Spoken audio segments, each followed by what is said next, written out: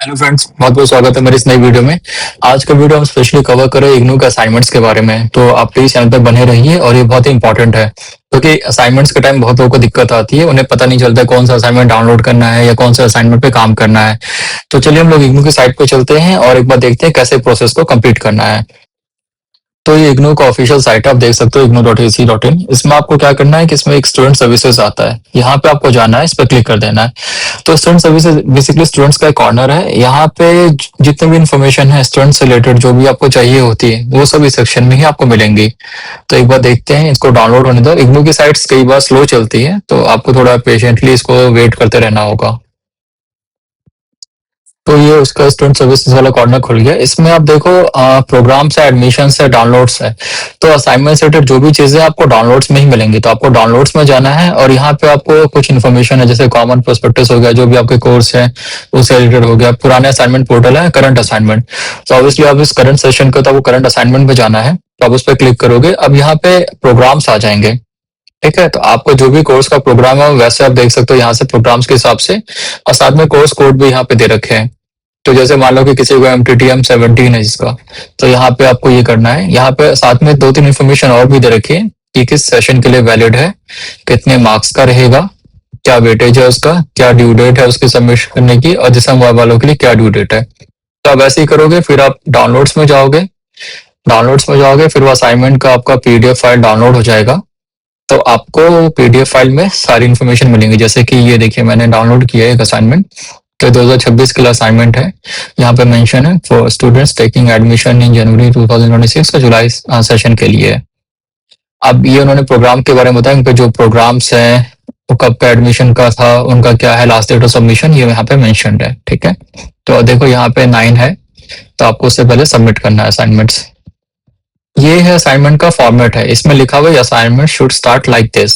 मतलब पहला पेज होगा असाइनमेंट्स के ऊपर का, उसमें सबसे पहले आपको प्रोग्राम लिखना है, कौन सा प्रोग्राम है, आपका एनरोलमेंट नंबर क्या है, नाम, प्रॉपर एड्रेस, आपका टेलीफोन या मोबाइल नंबर, कोर्स कोड क्या है, कोर्स का टाइटल क्या है, असाइनमेंट कोड क्या है, स्टडी सेंटर का नाम क्या है, अपना सिग्नेचर और डेट। ये सारी चीजें आपको अच्छे से एकदम ध्यान से भरनी है, स्पेशली एनरोलमेंट नंबर, क्योंकि यही से पता चलेगा कि असाइनमेंट आपका है। जब अपडेट होना होगा तो इसी की वजह से अपडेट होगा। तो ये चीज को एकदम क्लियर होके, एकदम शांति से, एकदम अच्छे से लिख के भेजना है इसमें। ठीक है, इसके अलावा यहाँ पे आपको बताएगा कि क्या क्या आपको करना है असाइनमेंट कंप्लीट करने से पहले। तो आपका आंसर ऐसा should be fully situated to express style and presentation. आपका जो भी स्टाइल है या प्रेजेंटेशन है उस हिसाब से सूटेबल होना चाहिए उसका आंसर के क्वेश्चंस के हिसाब से। ठीक है, आंसर ज्यादा अननेसेसरी आप बढ़ा के मत लिखो, या कुछ आप ऐसा नहीं कि पॉइंट कुछ पूछा गया कुछ और लिख दिया आपने, तो उसका भी आपको ध्यान रखना है। किसी से कॉपी नहीं करना है आपको, कॉपी करोगे तो वो पता चल जाएगा तो आपके मार्क्स कम कर देंगे। भले ही पास कर देंगे बट मार्क्स कम कर देंगे, तो ऑब्वियसली उसका इम्पैक्ट तो आपको पड़ेगा ही पड़ेगा आपको। There should be no linguistic errors in your writing, specially about spelling and grammatical mistakes. ये थोड़ा इंपॉर्टेंट है क्योंकि कई बार हम लोग बहुत सिली सिली मिस्टेक्स बहुत ज्यादा करते हैं, काटते जाते हैं, लिखते जाते हैं, काटते जाते हैं, और इस तरह से कोई गलतियां नहीं करनी है। दूसरों के स्टूडेंट्स, ये नहीं कि आपका कलीग है, आपने जान पहचान कर ली और दोनों ने बैठ के सेम असाइनमेंट बना लिया, ऐसा भी नहीं करना है। वो तुरंत मालूम पड़ जाए, क्योंकि वो चेक होगा तो उन्हें फॉर्मेट से समझ आ जाता है। फिर at the time of submission of assignment record the receipt from the study centre. अब ये आपको ना रिसीप्ट मिलता है, वो आपको अपने पास रखना होता है। ठीक है, तो ये कुछ चीजें हैं जिसका आपको ध्यान रखना है।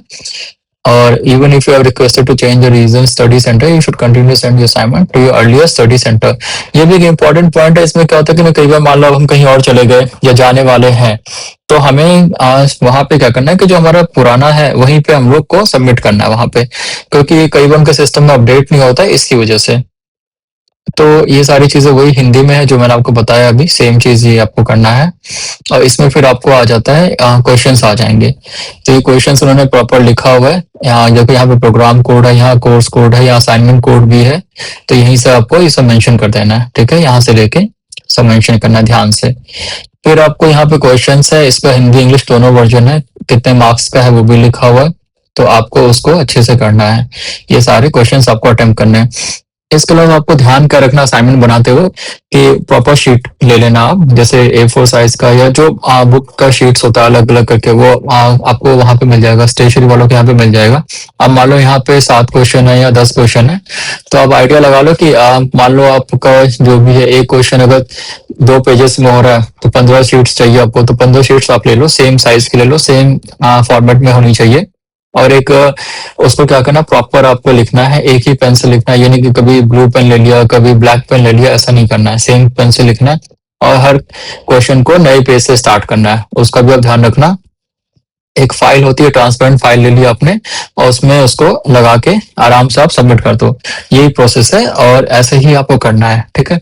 इसके अलावा एक दो चीजें और है जिसका आपको ध्यान रखना है, जैसे कि मैं आपको बता देता हूँ कि आपको क्या क्या करना है एक्स्ट्रा चीजों के बारे में। तो उसमें क्या है कि देखो, जब आप जाओगे उसको सबमिट कर दोगे, रिसीट को ध्यान से रखना है।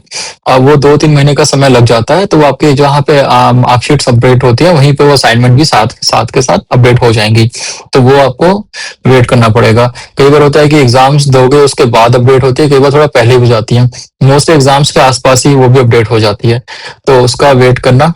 मतलब ऐसा नहीं है कि कुछ इग्नू में, क्योंकि पूरे नेशनल लेवल पे होता है तो उन्हें पता है कैसे करना है क्या करना है, बस आपको अपना काम ठीक से करना है। वो अच्छे से करते हैं वो सारा कुछ, कहीं कुछ मिसप्लेस नहीं होता, मिसमैनेजमेंट नहीं होता है वहां पे। तो उस चीज का ध्यान रखना है आपको, फिर भी रिसीट को संभाल के रखना है इनकेस कभी कोई इशू आ जाए, तो ताकि एक प्रूफ रहे कि आपने असाइनमेंट सबमिट किया था, ठीक है। तो ये एक दो चीजों का ध्यान रखना, proper neat and clean assignment बना के रखना ताकि आपको मैक्सिमम मार्क्स मिले, क्योंकि 30% वेटेज तो इसका भी मिलेगा आपको। तो यही सब चीजों का आपको ध्यान रखना है। फर्दर कोई क्वेश्चन है या कुछ जानना है तो मुझे कमेंट सेक्शन में लिख देना, और प्लीज चैनल को लाइक और सब्सक्राइब कर देना, मैं और भी वीडियोस बनाता रहूंगा, या आपको किसी सब्जेक्ट पे किसी टॉपिक पे चाहिए तो मुझे आप बता देना, ठीक है।